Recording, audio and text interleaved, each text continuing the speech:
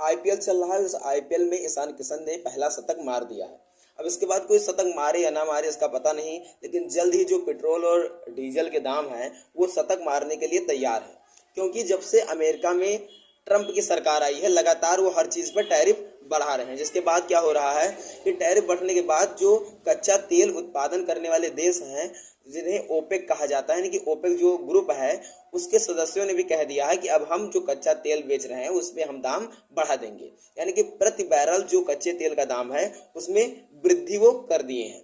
तो उसके बाद क्या होगा कि कच्चा तेल जो महंगे दाम पर बिकेगा तो सरकार महंगे दाम पर लेगी तो और महंगे दाम पर हमको देगी। लेकिन ऐसा नहीं है कि अब सरकार मजबूर हो गई है कि कच्चा तेल महंगा हो जाएगा तो इसलिए हम महंगे दाम पर बेचेंगे, ऐसा बिल्कुल नहीं है। क्योंकि अभी तक जो हम तेल लेते हैं उसमें एक बैरल जो कच्चा तेल होता है जो कि सरकार खरीदती है उसमें 159 लीटर होता है, यानी कि एक बैरल में होता है 159 लीटर, जिसका दाम 4,000 से 5,000 पड़ता है एक बैरल का। जिससे क्या होता है कि अगर हम 1 लीटर का दाम निकालें तो 25 से 31 रुपया निकल आएगा। यानी कि मान लो हम 35 रुपया मान लें तो सरकार 35 रुपये का पेट्रोल खरीद करके हमको कितने को देती है।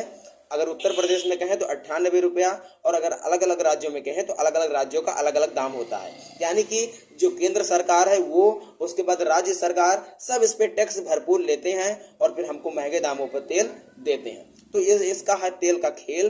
तो अब जो ये दाम है वो और भी बढ़ जाएगा, आप इतना जानिए। तो ये तेल का खेल है। आपको कैसा लगा, अच्छा लगा बताइए।